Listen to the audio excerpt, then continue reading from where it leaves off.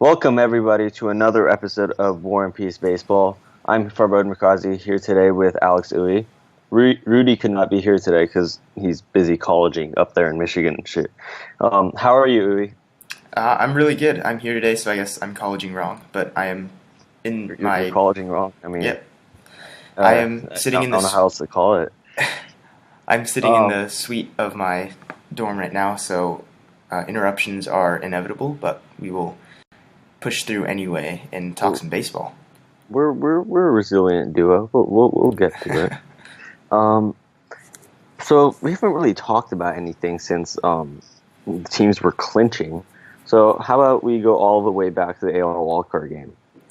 Take a stroll down memory lane. Stroll down memory lane. Now, if I remember correctly, it was between the Blue Jays and Orioles in the Rogers Center. I'm trying to remember where Toronto Stadium was. What do you remember about the game overall? Yeah. Well, I mean, it wasn't that long ago. It's not like it was years ago. Yeah, no, I know. It's still pretty fresh in my mind.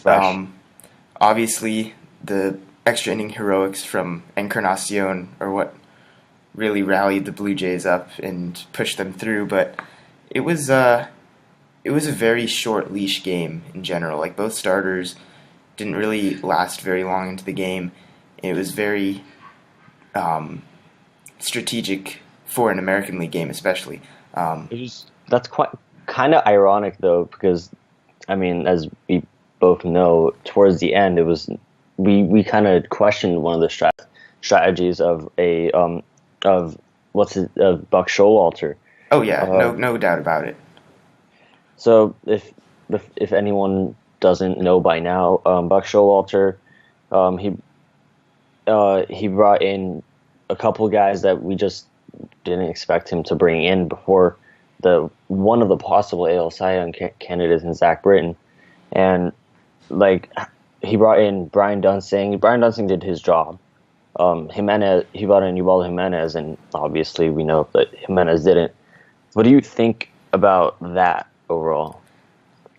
Well, I mean, considering how much of the playoffs we've seen after that in the way bullpens have been used, I think that was the catalyst that, inspired other managers and told them, hey, we need our best relief pitchers to pitch in the biggest spots, and that did not happen in that game, and the Orioles paid the price. Zach Britton could have easily gone 2 or 3 innings for the Orioles if need be, perfectly rested, perfectly healthy. He wanted to go in, but Showalter, for some reason, one of the better managers in all of baseball. He's one of the better, well-known, which just knows a lot about baseball. It was quite shocking. And he stuck with the traditional mindset that my closer is going to close the game when my team has the lead. And when you're on the road especially, you can't afford to do that. There were 2 runners on base for one of the best hitters in all of baseball. You need to bring in your closer, your best relief pitcher, instead of Ubaldo freaking Jimenez. I mean, there's a couple, the thing that you said about how it's kind of like been a catalyst and how managers are treating their teams right now in the playoffs. I think just look at we're going to get to this series later. Look at the Cubs and Giants series. They used the most relief pitchers. No, that was the Nationals Dodgers series. The Nationals Dodgers, same thing. They used the most. No, they're not. They used the most relief pitchers in a division series. And I watched that game 4, I believe it was, where there were an insane amount of pitching changes. There were the new record set for most pitching changes in a single inning. I think they used 6 pitchers. The Dodgers did. Or no, the Nationals did. Yes, that's right. They took out Scherzer way too early in my mind, and then they ended up using 6 pitchers in the inning. All right. We're going to get to that in a sec. Pretty baffling. I only have a couple things to say. I think you covered most of it about this whole thing. I just think it's a little old and it's been debated too much, but I just think Ubaldo Jimenez, correct me if I'm wrong, was on the team just in case. But one of their pitchers went because they can change the roster before and after the playoff wildcard game. So their starter hurt himself and they needed someone to go long and cover up some innings, or B, they were in extras and they've already used all the pitchers that they could have at that point. Because I think, especially Ubaldo Jimenez, we know he's not a great pitcher, and especially another thing. He's a fly ball pitcher pitching to the Toronto Blue Jays, which are a fly ball hitting team, home run hitting team, in their home park, while in a tie game in the extras. Yeah, there's no argument to be made for putting Jimenez in. And sorry, I just have one thing. I remember the day after I was watching Intentional Talk. Great show. I know you know it. Chris Rose, he said something that I think hits on this pretty well. Answer this: if you're Buck Showalter and your team did end up losing during the post-game press conference, would you rather have to answer the question, do you think you used Zach Britton too early, or why didn't you use Zach Britton? Yeah, exactly. There's no defense of Showalter here, and he knows it. He has, I don't know if he's openly admitted that it was wrong, but everybody within the organization and in all of baseball knows that Zach Britton should have been used in that game, and it was one of the early outrages of the postseason. But just to touch on, how it inspired this, I don't know if it inspired it, but this shift in the usage of bullpens, and you see guys like Kenley Jansen, Andrew Miller being pitched so much more than they normally do. This is like managers saying, all right, if I'm going to win and I want to hold this lead, I'm going to bring in my best guy. And I think that this is possibly, obviously, two teams have made it to the World Series that have not made it in well over 50 years, and it was actually over 70 years. But I think this is one of the most significant parts of this postseason is I think we're going to see a shift in that going forward, even through the regular season. Your best relief pitcher, your closer, is going to have a different role than. It's kind of different than what's happened the last couple of years because we remember the Royals kind of changed how important each having the seventh, eighth, or the dominant seventh and eighth inning guys been. But then this postseason, it's been all right. My starting pitcher went 6 solid. I'm just going to bring in Andrew Miller. I'm just going to bring in Kenley Jansen and hope they can go multiple innings and just shut them out. And then if we need to bring in someone else for the ninth, we will. But I just want to hold it for that long. Yeah, I mean, you said it really well right there that the Royals a few years ago kind of introduced the importance of having multiple innings locked down, shortening the game from the back end. And I think now you're seeing a shift where it needs to be about putting in your best pitcher in the highest leverage situation of the game and stopping anything bad from happening no matter how early on it is, whether it is the 5th inning. And some teams can afford to do that with multiple great relief pitchers. The Indians have had a lot of success with this because obviously Andrew Miller has been lights out throughout the postseason, but then you have guys like Cody Allen, who has been their more traditional 9th inning closer, and even the rest of their supporting cast in the bullpen, guys like Brian Shaw.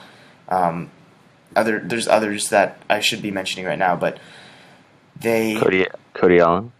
I did mention him, but I didn't hear. Yeah, the point is you can't start working from the back end when you're not even at that point yet. Like the Royals had that formula going for them with Herrera, Davis, and Holland, and that really did work for them. Just because they happened to have 3 dominant guys that could all be the best relief pitcher in almost any bullpen. Innings eaters starting the game, hoping they could somewhat get to the 6th with a 1 or more run lead, and then they just gave the game to the bullpen. And I'm not saying that the shift is going to be away from having those starting pitchers that are considered the stoppers, the ones that can get momentum back in your favor at any given game. That is still very prevalent and important. I'm just saying the bullpen mindset has shifted. If you want my opinion, I personally don't think this is necessarily going to cause a lot for regular season managerial decisions unless it's a must-win game for the team, because I don't expect Kenley Jansen to be pitched 3 innings in a May game. Oh no, I I completely I agree with the fact that he is not going to be pitching 3 innings on a regular basis. I think right now he's I will going to tell have you though that I think the shift is going to come during the regular season as well, because teams are going to start using their quote unquote closers, their best relief pitchers, in the highest leverage situations of any game, because obviously as fans we say, oh, it's such a long season, every game doesn't really matter, but these managers, these players know that every win, no matter how early on in the season it is, it matters. does get you to the postseason. That is what it takes. Winning, playing every game as a must win, and that doesn't mean you can blow out your relief pitchers in every single game, but it does mean that you need to, in terms of strategy, use every asset you have in the way that's going to be most successful for your team to win, and that is going to be stopping the bleeding early on in games with your best relief pitcher. And I think that is perfectly reasonable. I agree. And we were talking about relief pitchers. Let's go to dominant starting pitchers, and two of which we got the fortune of watching in the NL wildcard game, in Noah Syndergaard and Thor and Mad Bum. And before I ask you anything about it, I have to say that was one of the most entertaining pitching games I've seen. Not offensive, but just as a pitcher, that was so much fun for me to watch. Yeah, what a game it was. You mean, you're talking about one of the pitchers with arguably the best stuff in all of baseball, and one of the pitchers with, I guess you could say, the most grit, the most experience on the big stage of any pitchers out there. He's young too, still. Oh yeah, I mean they were both prime and ready for this matchup, and against really weak offenses on both ends, which was just made them look even more dominant than I think. Syndergaard basically came out saying, like, here's my fastball, I dare you to try to hit it. And Mad Bum was just Mad Bum. I don't have any other word for it. He was tough, he was strong, he could locate his pitches. It was something. I mean, yes, the offenses weren't like great, but overall, from as a pitching standpoint, that was a very fun game to watch. Yeah, it definitely was. Syndergaard had some trouble down the stretch. You weren't exactly sure what kind of Syndergaard you were going to get, but he definitely cleaned things up. Bumgarner did too. Towards the end of the year, we weren't sure like necessarily which one we were going to get from both of them, but I think we were both pretty like certain that Noah Syndergaard was going to come out firing with his best stuff. Bumgarner was going to come out being the Bumgarner of the playoffs that we know, and that's what happened. And it wasn't Syndergaard that lost the game for the Mets. He was about as good as it can be, but Connor Gillespie did deliver the final blow against the Mets. That was an unbelievable moment off of Yuri's Familia, battle-tested postseason closer, but giving up a home run to Connor Gillespie in the postseason is something else right there. That's some Giants baseball, getting your backup third baseman to hit a 3-run home run in the 9th inning. I mean, speaking of, that set the tone, I think, for he moving on into the next series, in which they played the Cubs. He had a couple of big hits in that series too, and I was just like, where did you come from? Because that's what a lot of good teams do. They have their good players, their great players, and then they have a bunch of random guys that that are tough and can like step up in games, and that's all baseball down the stretch in September is about. That's all what baseball is about in the playoffs. Guys who aren't necessarily like in the spotlight stepping up for their team, because if that doesn't happen, most of the time the teams that like we expect to win would win, but then once like teams like guys step up, like in 2014 the Giants, as good as they weren't the expected winning team. They snuck into the playoffs. They weren't expected to win the World Series, but they had guys who stepped up and won and Mad Bum. That's how they won the World Series. That's what baseball's about. I mean, good for them, but they're they're not in the playoffs anymore. Yeah, they were eliminated in what I believe was the best the best matchup of this entire postseason so far. The best series. It was only 4 games, but man, every game had something incredible happen in it. I watched every game of that series, and it was something like you wouldn't imagine that in a 5-game division series. That was about as close as it could have been. Every single game was down to the wire. The first game, Javier Baez was the hero in that one against Johnny Cueto and John Lester matched up, pitched perfectly through like 8 innings of that game. And Javier Baez has been a huge story for the Cubs, but you got that game. You've got the Giants' magical comeback, led again by Connor Glaspie in their Game 3, their first home game. And then the Cubs rallied back against the Giants the very next day when the Giants should have evened up the series. And I must admit that all 3 of us, I think, had the Giants moving on. No, I don't think all of us did. I think was it Rudy had the Cubs going forward. Yeah. Okay, so you and I had the Giants moving on. I know how great the Cubs are. I thought some even year bullshit was going to happen, and I thought Bumgarner and company would find a way to squeeze out 3 wins over the Cubs. But I mean, good for the Cubs. Yeah, the Cubs really have shown that there is no doubt at this point that they are the best team in baseball. They're a very resilient young team. Yeah, you mentioned they have the big guys. They have the Bryant, Rizzo, Zobrist, Fowler types at the top of their lineup that will always seem to get the job done for them. And then you also have the supporting cast that can come up big. And Miguel Montero in the home run he had game 1 of the CS, but we're gonna get to that later. It's just everybody from it's Montero, it's David Ross, it's obviously Javier Baez, who is just a monster in the playoffs. I don't think Addison people Russell realize how much David Ross means to that team. Not necessarily from like on the field standpoint, but just like what he's done because that team is full of young guys, and other than him, it's Lester and Anthony Rizzo who are the veterans, and Anthony Rizzo is a very young veteran, and I think David Ross has meant so much for he's like Joe Madden's like co-coach, but he's like a player coach. He's done a lot to help the young guys grow, and I think a lot of people just don't see that. Yeah, it's such a perfect combination of veteran leadership and youth that they have in that clubhouse that they roll out onto the field every single day. It's pretty astounding. You got all the young guys that are not fazed at all by the big stage, and you've got all the veterans that know what it takes to be there, and it just always seems to work. They find a way. The best manager in baseball. Best manager in baseball, best pitching in baseball, arguably best offense in baseball at this point.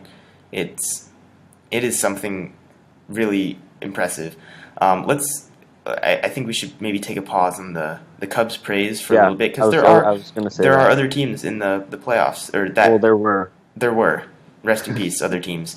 But let's. I think now would be a good time to talk a little bit about the American League series that happened. All of them were very, very quick series, I will add. I'm gonna tell our viewers, the ones that are listening, that on our notes right now we have about the 2 American League series is that the Rangers choked and the Red Sox choked.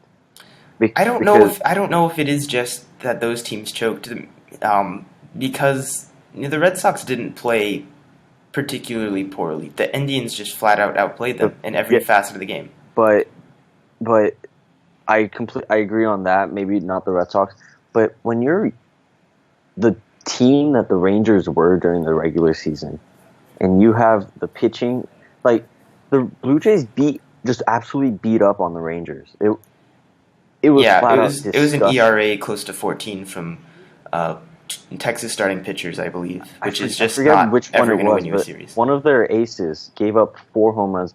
What was it, Hamels or Darvish? So One of them Cole gave up. Hamels gave up 7 earned runs in his start and was removed in the 4th inning, I believe, or earlier. Might have been earlier. Yu Darvish gave up 3 home runs in 1 inning. I think 4 home runs in the game. He was also removed very early from that one. And then after that, they really had nothing. They had nothing else. There was nothing left in the tank for the Rangers. They just did not have enough offense, enough pitching.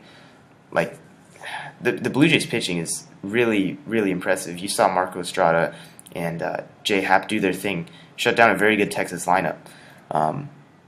That's just been the general trend. Is it seems like there are teams that really were able to show up and had guys execute, and then the teams that lost really couldn't seem to make it close in the American League anyway. I saw something on Twitter after these series were over because the Indians moved on and the Rangers didn't. They said, "How does Jonathan Lucroy feel about vetoing that trade now?" Yeah, I had seen like it was early on in the series when, or not early on, it was like after the Rangers had lost their first 2 and the Indians won their first 2, and then it's like breaking news: Jonathan Lucroy accepts trade to the Indians like right now. Like, yeah, no, he kind of screwed up. I mean, obviously Texas, you can't predict that. You can't Texas had a great team. Any of that stuff. They just didn't have enough. We've talked about this. This is one of the best parts of baseball. It's completely unpredictable. If you find a way to predict every part of it right, you're either a psychic genius or you cheated, because baseball, this is one of the beauties of it. It's predictably unpredictable. Yeah, and I will mention also how incredible the way the Blue Jays took out the Rangers in that series. I don't know if you remember this, but Josh Donaldson's mad dash home after a booted double play ball. That was Odor. Rougned Odor didn't have to throw that. Made a throwing error on a double play turn with Jose Bautista sliding into second base with a perfectly clean slide this time. He did everything perfectly. Like there's not an ounce of doubt that Bautista was going in to reignite that fire that was there earlier that season. But that was just an incredible way for it to finish. Like, you got basically all 3 of your big guys out there. Josh Donaldson doing the work for the Blue Jays. But, as we saw against the Indians just had a lot more energy, a lot more firepower left in the tank to take down the Blue Jays, really. Like, the Blue Jays didn't look well-equipped at all to take on the Indians, which is really shocking to me, but that's just how it looked. We have to get to that in a bit, because we have not talked about the Nationals and Dodgers in that series and how that went down. Yeah, I mean, we talked a little bit about the insane bullpen usage, and it really was. It really came down to every last move of that series, all the way until the Dodgers closer Clayton Kershaw came in to close down Game 5 on one day's rest, which was unexpected to say the least. It was fun to watch, though. It was just the whole Max Scherzer had an insane game going, and then that 7th inning, that just, you remember what I'm talking about. Yeah, the Game 4. Gives up a home run to Jock Peterson, and then they used 3 or 4 other pitchers after Scherzer. They used 5 pitchers after Scherzer in that inning. They used 6 total. They used 6 total. That is something insane right there. But, we did get to see a lot of really great performances. Daniel Murphy had a great series. Not quite a home run a game type series like he had with the Mets, but he did not disappoint. Corey Seager had a couple early home runs in that series. That was fun to watch. Guys really stepping up to try to get their team to the next level. That's what it took. Carlos Ruiz even had like a big 3-run home run. It's like the little things like that. Jose Lobaton hit a home run for the Nationals. Like, these are not guys you'd expect on the big stage to produce. Yeah, I completely agree. Like that series was just Andrew Toles. Where did he come from? Before that series, I didn't even know who he was. This is another example of those guys that you don't know, like those role players that step up in the big games, Mm-hmm. because he had a great series as well. He had a great NLCS as well, and I mean overall it was just very fun to watch. Baseball, I talked to you about this. Baseball this postseason for me has been a lot more fun than necessarily like the last year. I wouldn't say 2 years ago because Bumgarner had that insane like role, but like this year it's been really fun for me to watch.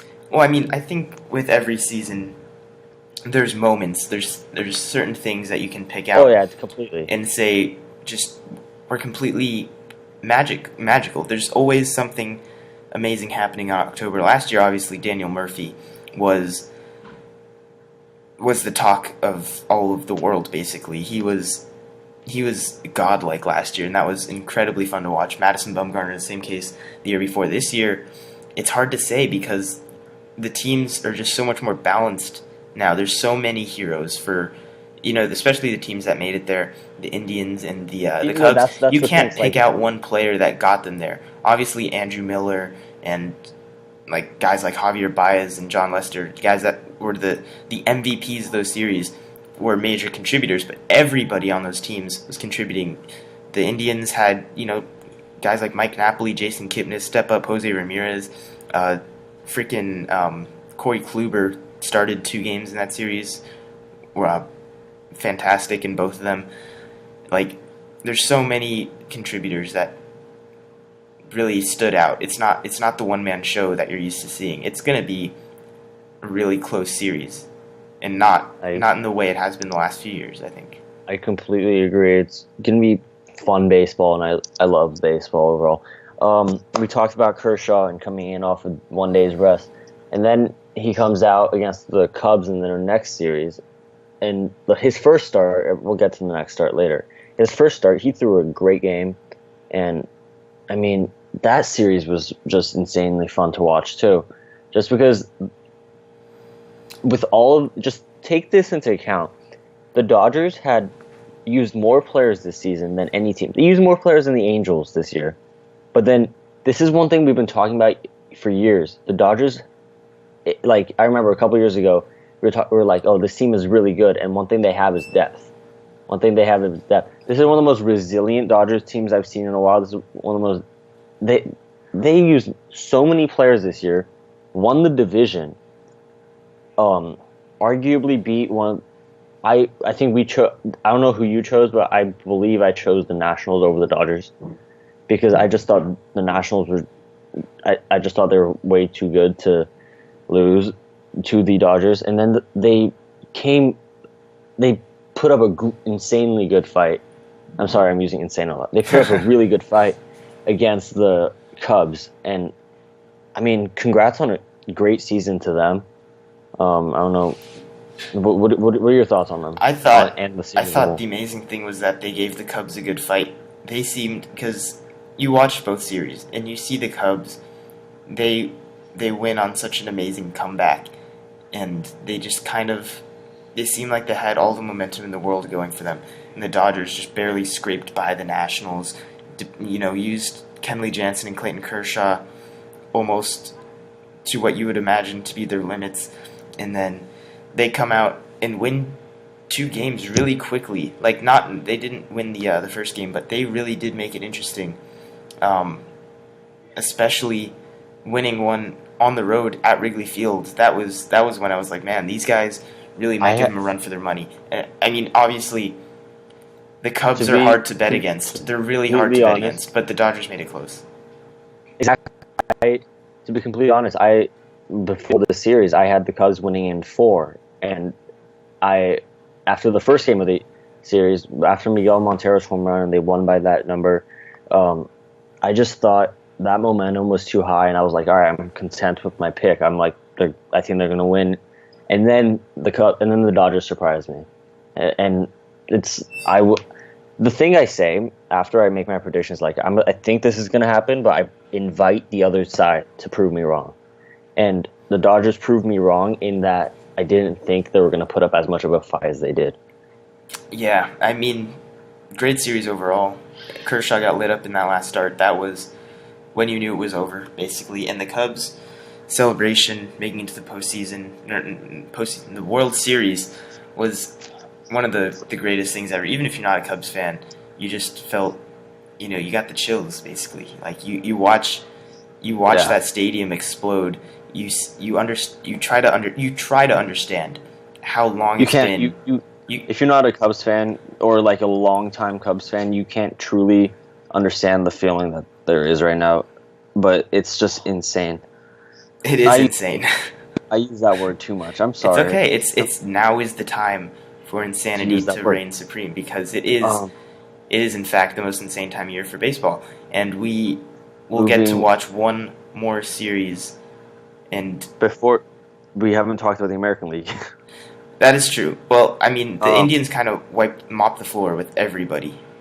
Yes, and basically, I mean, I'm not very. I guess we're not very good at predicting. No, awful. I mean, because my thought process before this was, all right, the Blue Jays are incredibly hot and they have momentum after walking off on the Orioles and just manhandling the Rangers offensively. So I just thought that offense was going to be enough to find a way to score more runs than Andrew Miller and Corey Kluber and company. But once I invite, like I said, I'll invite the other side to prove me wrong, and the Indians prove me wrong, and the Blue Jays certainly helped them prove me wrong. Right now we have a World Series between the Indians and Cubs, and I'm very excited for this series. I don't know about you, but like, what? Of course, I'm excited. What are you talking about? Imagine if Carrasco and Salazar were healthy. Well, Salazar actually might be ready to pitch for the Indians in this World Series. He might make the roster. There's a small chance of that. There's also a small chance that one Mr. Kyle Schwarber comes back for the Cubs. I do not believe that. Both very small percent chances, but both of them seem ready health-wise to play. It's just a matter of not, having enough recovery time, or enough. I'm blanking on the word for this, but they have not been able to rehab time. Well, I mean, they're healthy. They just haven't had enough time to get back into the rhythm of the game. Like Andre Ethier had the 2 weeks before the season ended, and then he was put on the playoff roster. I saw this story about Schwarber yesterday, and to be completely honest, I was kind of confused because I thought he was like they were okay with him completely being out till next year because he is young, and why try to speed up the recovery time when you have the thing is, when you look at the window of teams, like if this was the Royals and last year, and you're like, all right, our window of winning is a lot smaller, but is very small. But when you're looking at the Cubs' window to win a World Series, and they can win for years to come, I'd rather have him healthy. But if he's healthy right now, I'll invite him to play. You'll invite him. No, I would love to watch him play. Yeah, if he's healthy. And I think, but I do not want him to be playing if it's rushing his recovery. So something I will note is that I don't think the Cubs have any intentions of starting him, even if he makes it onto the roster. It's more of a matter of would you rather have Kyle Schwarber come off the bench for you in a big spot than Chris Coughlin? Absolutely. So there's that. That's fair. There's that argument to be made. I think it would be foolish to really count the Indians out, though. We've been talking up the Cubs so much. I never did. This is the part that I was thinking about, because the Indians overall have been like manhandling teams, and the Cubs offense is just getting going again. So there's that thing that you have to watch out for. The Cubs have great pitching. The Indians have just been a step ahead of every team they faced so far. So I think it's going to be a good matchup overall. Who do you predict will win this series? Okay, so if we're going just full on prediction mode right here, I'm going to go ahead and say the Cubs do win the the World Series this year. In 6 games, I'll say. If you want to go ahead and give your prediction really quick, also. I think it's going to be a very close series. I think it's going to be 6 or 7. But I can't count against the Cubs. I think the Indians are going to put up a very, very good fight. And like I said, I invite them to win because from both sides, it'd be a great story. For the Indians, I mean, the Cavaliers just won the city's first championship in like 50-something years. And then to have the Indians win in the same year, that's a great story for that city. The Cubs, we know that story. They haven't won it in 108 years. So for both sides, it's a great story. I think this is the first year that I'd be content with whoever won the World Series because, I mean, we know we don't really enjoy the Royals. The Fight Club. We don't like the Royals as much as the Fight Club. Stop saying the Fight Club. I'm sorry. Come on, I know it's been a while, but first year. You gotta. All right. Yeah. All right. So, it's all well and good that we're able to throw these predictions out there, but we're a little more in depth than that. We go deeper on this show. I know we didn't. We're a deep show. We're a deep show. I know we did not really get any time to prepare for this, but I want you to give me your 3 keys to the series for each of these World Series teams. Wow. Just okay. three main points for each team, because that is what we do. We're not just going to go through out blind predictions like that. I mean, we can, but we need to go deeper. Basically, is what I'm trying to say. Well, I mean, overall, the first key has to be the Indians have to keep pitching as well as they have so far,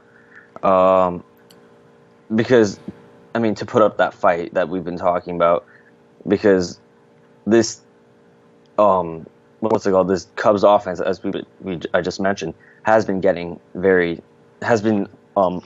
hot and getting hotter, and it's, I mean, sorry, I just blanked out completely. I know I kind of sprung this one on you. Do you want me to go ahead and give a few of my keys to the series? I gave one. I think for the Cubs, we need Jason Hayward and a couple of the guys that really struggled within the last couple series to start contributing offensively. And for the Cubs, I'm excited to watch Andrew Miller or Aldis Chapman bullpen matchup. You mean the Yankees bullpen reunion? That's what I'm calling this World Series. With a bitter taste in my mouth. Why bitter? You look at the guys you got. I know, but like now that you see the window, now that you see the impact. But look at the window you guys have now. I know. I'm taking a step back. I understand my Yankees are in a very good place, but part of me wants to believe that if we kept Miller and Chapman, that we'd be in the World Series right now, and we'd be unstoppable because we have all the best relievers in the world. I don't know. That's just wishful thinking. Obviously, that's not the case. So I do have a few key points that I wanted to bring up for each team. Probably slightly more in depth than the ones that you gave, but I did kind of spring that on you. So sorry for that. I think you probably thought about this before too. No, not prior to this, but as we've kind of been talking just in the show, I've been kind of trying to formulate my prediction based on certain key points and what each of these teams is going to have to do. I think one of the key points for the Cubs clearly is going to be getting to Andrew Miller, and I'm not saying that means you have to. You don't have to. Like rock him. You don't have to rock him. You have to be, because that's just not realistic. You can't have what happened with the Blue Jays, where like he comes in the 6th, and immediately everyone's like, "All right, the game's basically over." The Cubs have to make him work. Andrew Miller was able to throw more than 2 innings on many occasions because he was able to work so quickly, get quick outs, throw a lot of strikes. I mean, there's no doubt in my mind that Joe Madden and his staff have already gotten that to his hitters be like, when Miller comes in, we can't have him be pitching for more than like this many innings. Right. So, or I don't want him pitching tomorrow and the next day, because if they go back to, they're going to be playing 3 in Chicago, right? Yeah. Right. Yeah. So if on the first game in Chicago, if they go there and Joe Maddon would probably say like, I don't want him pitching tomorrow or the next game in Chicago. So like they want to like make him work. I completely agree with that. Yeah. What's your second point? Yeah. So my second point with the Cubs, obviously, having one of the best rotations in all of baseball, it needs to be the 2 lockdown aces on the road to start the series. John Lester and Jake Arrieta are likely to be the 2 starters, and John Lester obviously has been fantastic, but Jake Arrieta needs to get back to being the ace of that staff, the number 1 guy. They need 2 great performances to start off a series on the road to get them back to Wrigley in good shape. And then you can turn it over to guys like Hendricks and Lackey, who have been amazing all season as well. But that is going to be key for them. Starting off on the road is going to be tough. Let's say the Indians go up 2-0, and then they go to Chicago. Would your prediction change, or do you think the Cubs would still win in 6 games? I don't think you can count the Cubs out at that point just because of their depth. You still have the ERA leader waiting at home for Game 3 when you get there. And then you have John Lackey, we know his postseason career and everything about that. I completely agree. Can we, before... no, actually, no, you have more points. Go ahead. Yeah, and just to finish up really quickly, obviously, third point for the Cubs, they've been able to do this the whole series, but keep playing amazing defense. They have the best up-the-middle duo in all of baseball, I believe, even better than Lindor and Kipnis at this point. Because Javier Baez is basically, he could be a Gold Glove shortstop if he was there, but now he's a Gold Glove second baseman instead.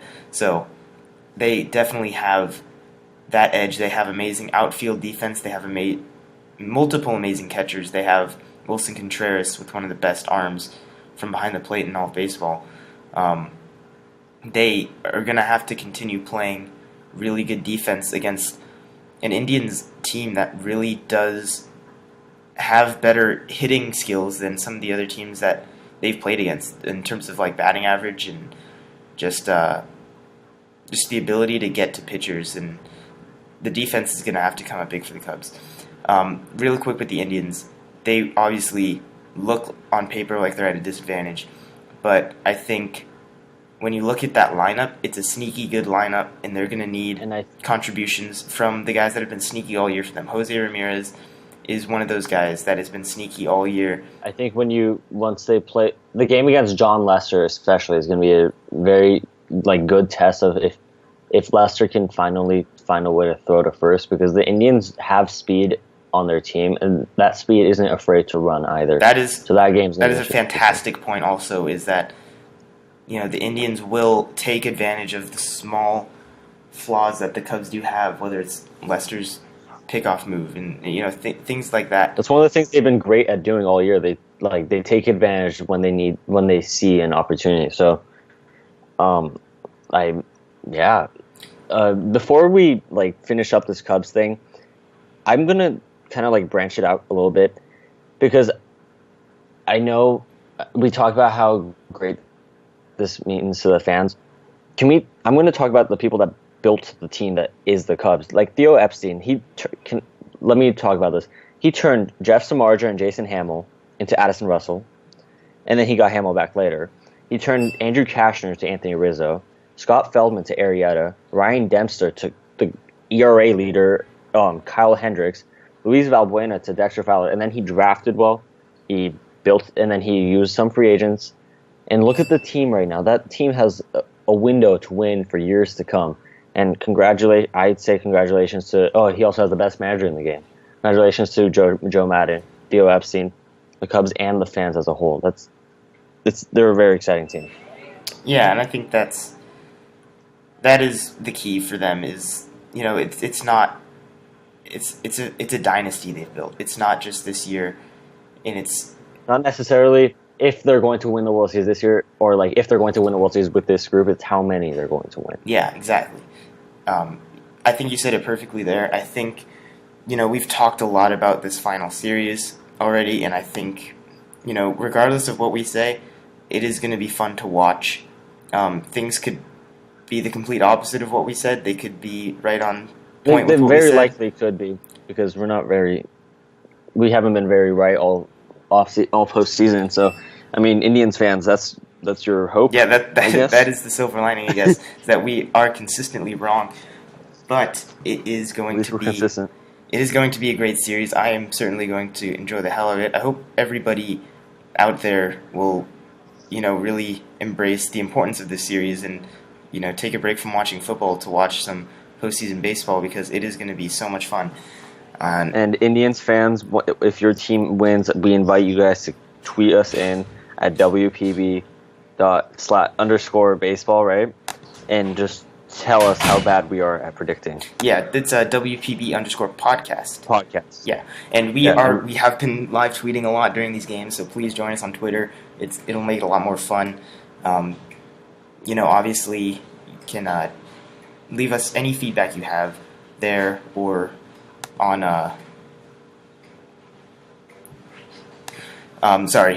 you can leave us any feedback you have there. You can leave us feedback on our website in comments down below, on our email, which is all in the description, as well as any other means that you can find down in the description. I'm not sure if I'm explaining all of them very well, but that's about all the plugs I have. Sorry, I was somewhat interrupted there, but it's all good. We will hopefully try to get more consistent with these podcasts. Going into the off season, we'll have plenty more time to catch up with everything that's been happening. We'll have our season recap, which we still have not done yet, but we will do that eventually as well. Hopefully get Rudy back for that. If he's done colleging by then. Yeah, well, I don't know if he'll ever be done, but we'll hopefully get everybody back here for our season recap at the very least. So, thank you again for joining us today. Thank you, Farbode, for taking point on this one. That was a nice job from you today. No, nothing? Thank you. All right. I said thank you. Yeah, you did. Very, very unenthusiastically. Whatever. It is over. Enjoy baseball. Enjoy the World Series. Thank you. All right. As always, Farbode. Peace.